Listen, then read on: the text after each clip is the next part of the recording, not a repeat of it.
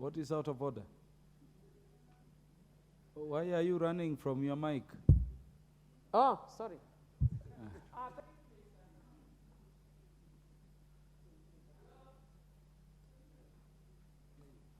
You can hear me? Honorable Millie Odhiambo. Hello? I think this is better. Yes. Thank you, Mr. Speaker, for giving me this opportunity.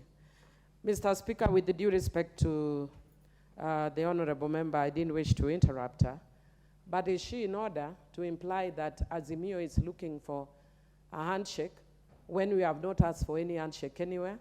And we have been on record that we are also not looking for any nusu mkati, any a quarter mkati, any 3/4 mkati. We are looking for full buffalo by the opening of the server. So do not be misguided that we want any handshake. We don't want, especially dirty handshake filled with the blood of young Kenyans who have been killed. We don't want any Honorable Millie Odhiambo, what is buffalo? What is out of order is that is she in order to imply that Azimio wants any handshake? No, I'm asking, that is misleading. I'm asking what is buffalo? What is? Buffalo. Oh, sorry. Buffalo is your mkati yao, which is, oh, sorry. I need to speak only in English. Buffalo is a bread. But we want to tell them that they should not be delusional. Azimio does not want a third, a quarter, 3/4 of any bread. We want full bread when the server is open. Yes, we don't even want a slice. And we don't want a handshake. Hands which are full of blood of people who have been killed. We don't want. Let me continue. Honorable Owen, what is out of order? You know, I have a lot of respect for, yes, he's senior, both legal mind and parliament. Yes, and senior in very many things. But I also want to tell her that, I also want to inform the Honorable Millie Odhiambo that the server, as a legal mind, she knows that she needs to go to court or somewhere else to have servers opened. And those servers probably may not be open. So the buffalo you are looking for probably after 2027 and not now. So please keep off the talk about buffalo. We know you are yearning for a handshake and half of government. We want to make it very clear that the government of William Samoei Ruto will not entertain any handshake, neither will it entertain half a bread or a quarter bread. So, so Honorable Millie Odhiambo, you are being out of order. Thank you, Honorable Owen, which server are you talking about being opened? Which servers? The server that only Millie Odhiambo is the server Honorable Millie Odhiambo is talking about. I take it as a light moment between Honorable Millie Odhiambo and the Deputy Minority Leader. Honorable Phyllis Barto, proceed. Okay. Thank you, Mr. Speaker, for giving me this opportunity. Mr. Speaker, I just want to refer to something that the late Honorable Tieno Kajwang used to talk about when he was campaigning, when he was alive. And he used to say that when they were growing up, they used to use the old system of music. I don't know what it's called. And sometimes it would get stuck at some point. So if they were playing a song called Anditi, then the song would just go, Anditi, Anditi, Anditi. It doesn't move until you come and remove it physically and put it ahead. Mr. Speaker, on the issue of ethnicity and corruption, Kenya has become an Anditi system. Because since I came into this parliament, almost every day we talk about the issue of corruption, the issue of ethnicity. So let me just start by thanking the chair. Here people are referring to him as a mono. You are not a mono. When you are here in parliament, you are here by right, and you are not a mono. You are elected because your people had faith in you. Mr. Speaker, I also just want to tell him that I want to encourage him. Use your intellectual capabilities to demonstrate. You are being told don't throw stones. Throw your intellectual stones. And you are throwing your intellectual stones very well. So again, don't be intimidated by people who are telling you not to throw stones. Some of us have thrown intellectual stones. That's why we are here. I don't want to use ranking member because the corruption here has made sure that there is no rankingness in this house. But Mr. Speaker, I just want to indicate, I want to also read a poem by Henry Barlow that we studied in high school. Your nails are black with that, brother. It's called, I refuse to take your brotherly hand. Mr. Speaker, it says, your nails are black with that, brother, and your palms are clammy with sweat. I refuse to take the hand you extend. I shall not join hands with you, brother. For unclean hands make me uneasy. For filthy fingernails rob me of my pride. You argue, gesticulating with your once impeccably clean and beautiful hands, that before long it shall not matter, for everybody is delving and digging, and all shall have hands dripping with dirt. Your nails are black with dirt, brother, and your palms are clammy with sweat.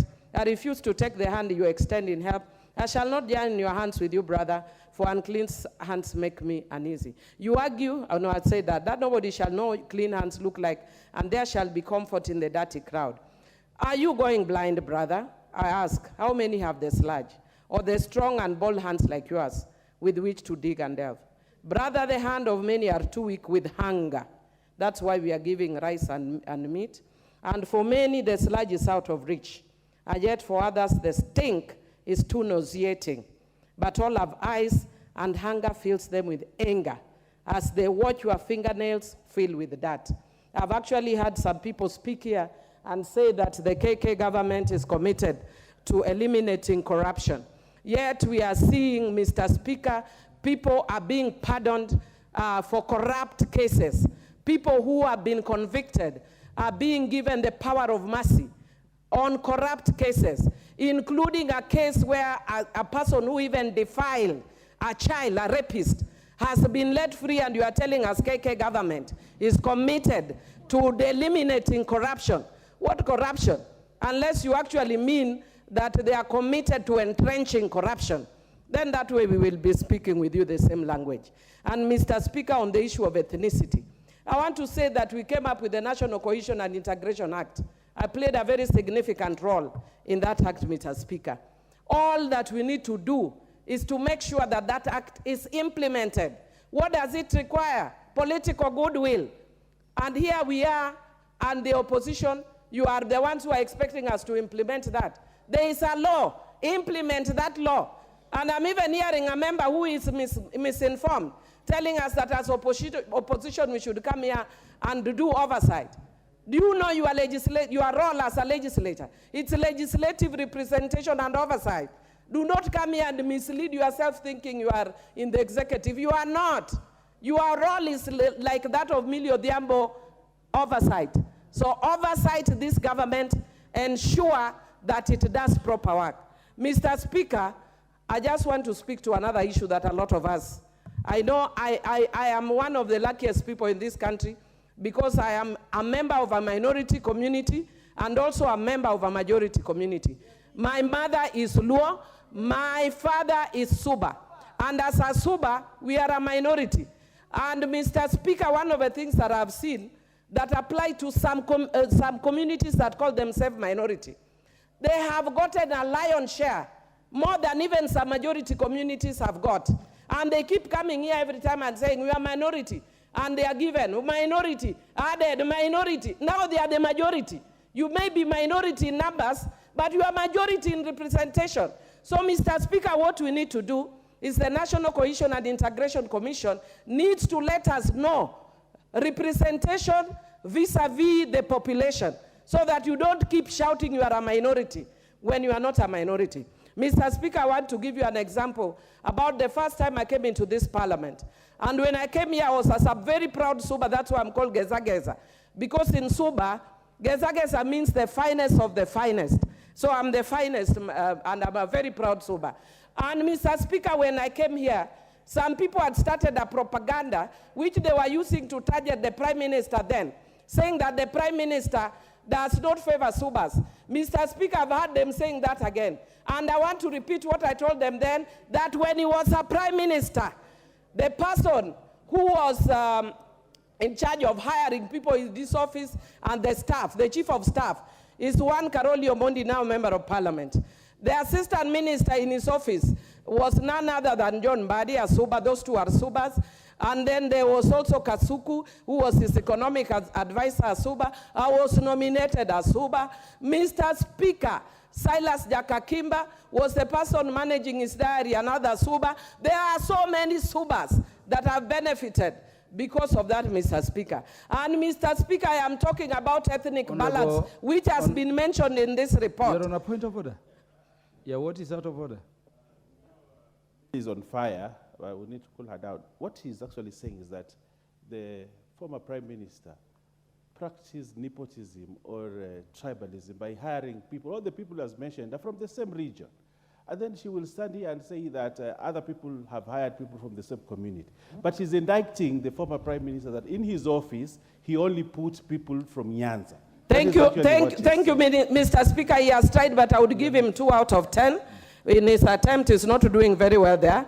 The former Prime Minister, not even former, is a Prime Minister because there's none that has been after him. The Prime Minister is a Luo and also related to the Luyas. He's not a Suba. And therefore, Mr. Speaker, he was not being biased. And you can find somebody like Isaac Mwaura. I was just giving the example of Suba. I can get into Kikuyu as well. I can tell you how many Kikuyus he appointed. I can tell you how many Kalenjins he appointed. I can tell you how many Kambas he appointed. Don't joke with that man. Honorable Raila Amolo Odinga has done well for this country. Even yourself, Owen Baya, you got your position vis-a-vis Honorable Raila Amolo Odinga. And that is why sometimes you still wear blue. Because in your heart, you know you are very Azimio. It is just that because you know that this side is eating so much, you are also hoping that you can go and eat. But otherwise, you know very well that Honorable Raila Amolo Odinga, there is nobody as fairer than Raila Amolo Odinga.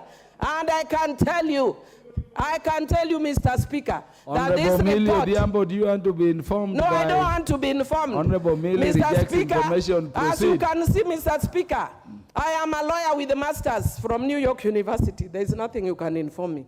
I'm fairly intelligent and knowledgeable on issues of governance and corruption.